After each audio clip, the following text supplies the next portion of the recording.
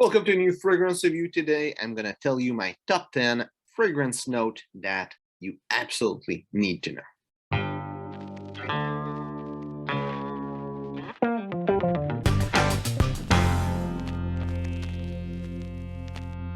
So, there are some notes, some specific smell that you really need to know in the fragrance world. Please know what it smells like. There are some obvious ones that I think doesn't even matter if you like fragrance or not, that like you're kind of obligated to know what it smells, and it's all things that matter to food. Like, you need to know what an orange smells like. Of course, if you live in a place where there's something that's food that's not like cultural, for example, if you don't live in Canada and you don't know what maple syrup smells like, kind of normal. But mostly things that are food are things you're supposed to know what it smells like.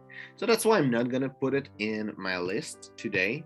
It's just like an honorable mention because it doesn't even make sense to put it. I'm gonna put things that are really notes in a fragrance that are like common, but you might not know what it smells like. And I think the more it will go, the more likely you're gonna know what it smells like. But at first, it might be a bit more special.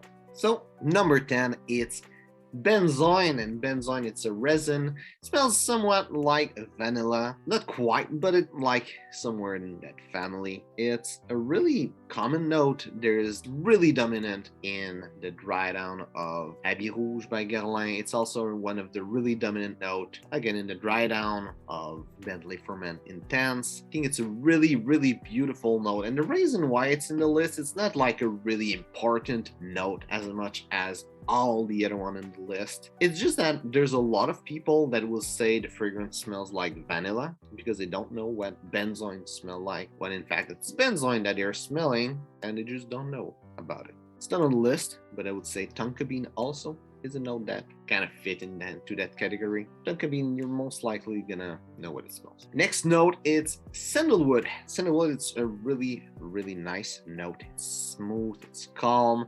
It's probably a note that you're likely to know more than all the other ones on the list. It's number 9 because it's not so important to know what it smells like. It's a really present note in a lot of fragrance, but it's not one that's really in your face that other notes will be. So that's why I'm putting it number 9.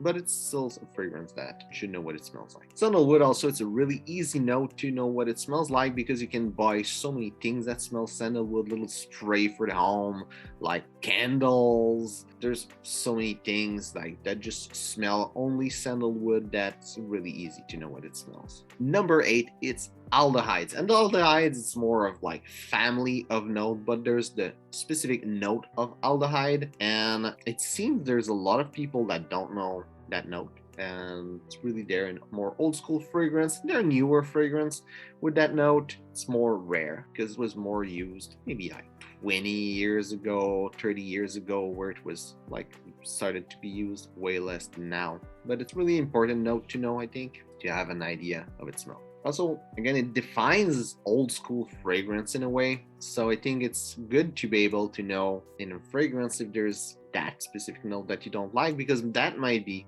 the reason. Sometimes people will say a fragrance smell like grandpa or smell like too much old school or for old people. And that's one of the notes that is most likely gonna turn some people down. I think it's why it's not there anymore in fragrance, or not so much. For that, I think it's really important that you know what it smells. Also, it can help you to not blind buy a fragrance that has aldehyde and you don't know it's the note you don't like. Next note is patchouli, and patchouli is really a pretty common note. A lot of time nowadays, it's not really powerful or in your face, but I think it's a really important note in the world of fragrance.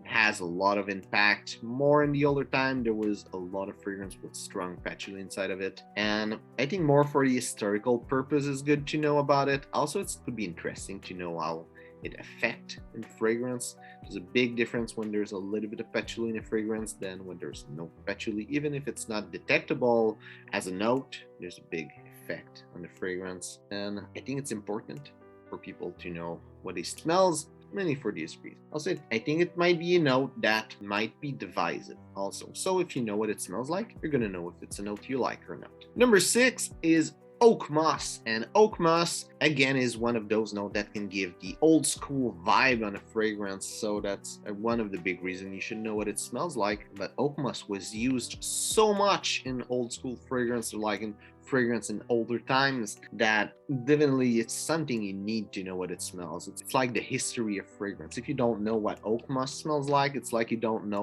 what fragrance smelled like 20 years ago. All the 80s fragrance had a lot of oak moss.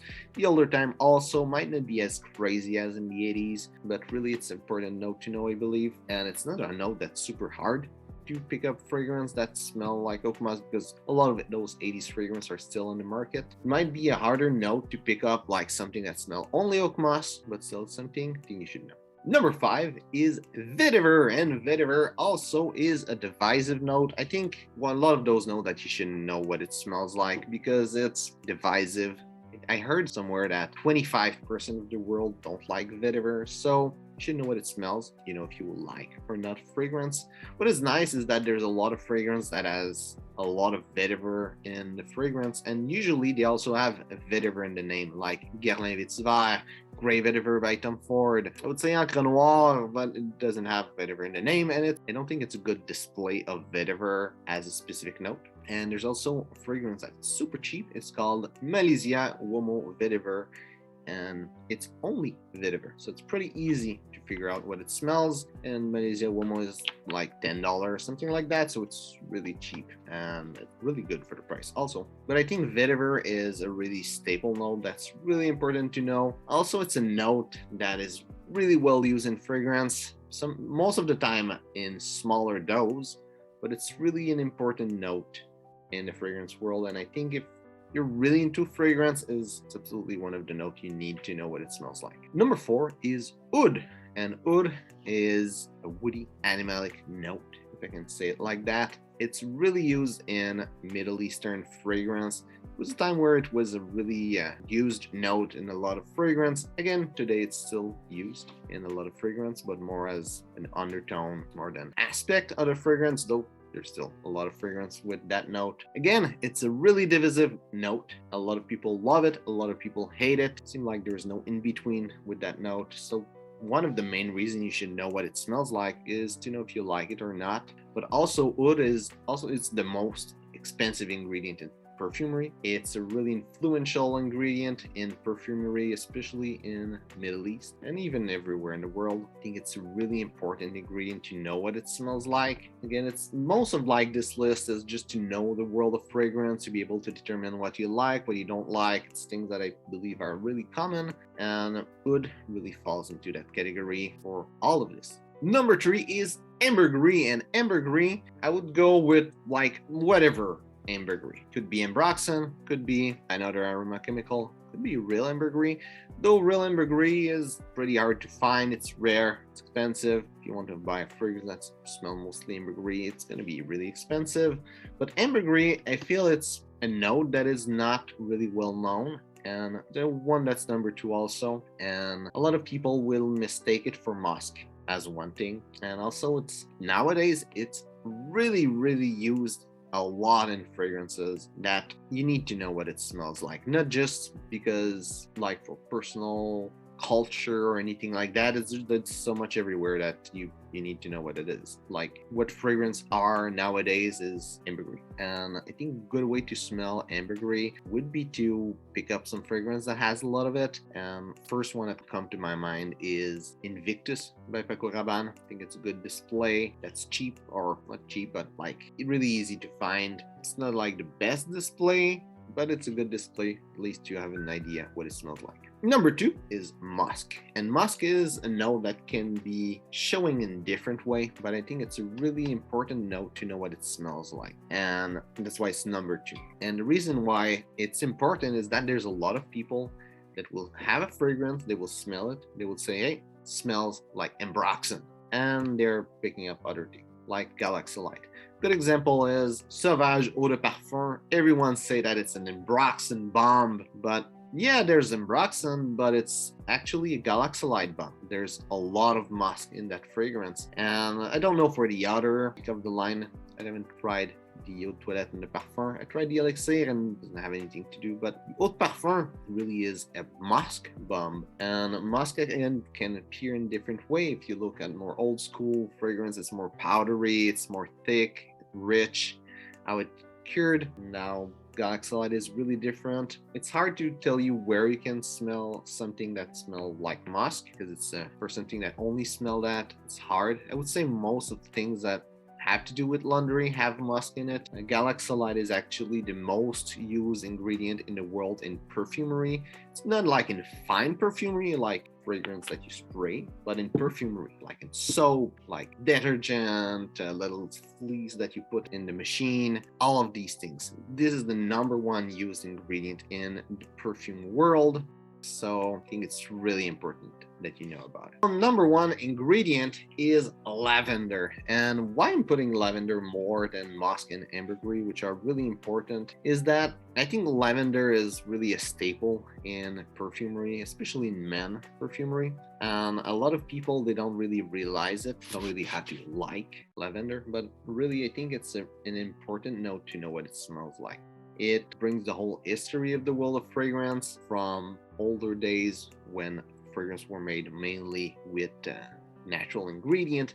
That was a really, really important ingredient for in men's fragrance. There's a lot of scent that has lavender as a focal point. I could just think of Peau de Jour by Tom Ford that I have the box next to me. That's why I think about it. Le Mâle by Jean-Paul Gaultier. Pour un homme de Caron. A lot of men's fragrance have that as really important note. It's like at the center of the fragrance, even if it's just a little bit. So I think it's important to know what it smells like. Also, it's probably going to be the easiest fragrance note to know what it smells like.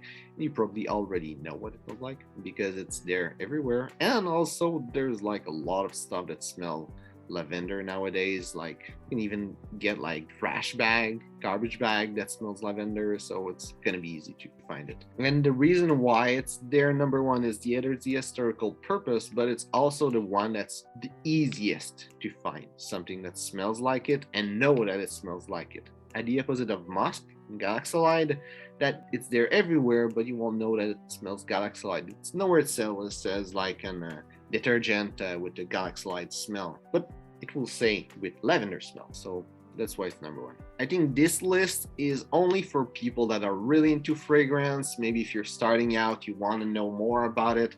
These are a good fragrance note to start trying to understand what they smell, what they are, more for personal knowledge, for the pleasure of knowing about fragrance.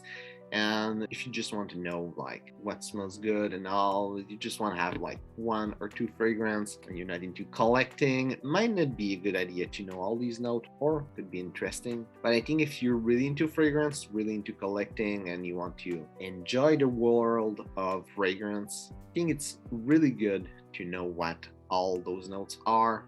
The more notes you're used to, the more you can detect the fragrance, the more you can feel the subtlety of scent. And just for me, the more I learn about fragrance, the more I am able to detect different notes, the more I have like a depth that I can see in fragrance. And I think it's really nice to be able to smell fragrance so like specifically, I can say it like that. Again, if you don't know what those notes smell like, you're not obligated to know what they smell, but I think it would be a really good thing. So hope you enjoyed the video. If it's the case, well, like and share. If you have some fragrance note that you believe are really important to know that I have not said, tell me about it in the comment. So thanks for watching and see you soon.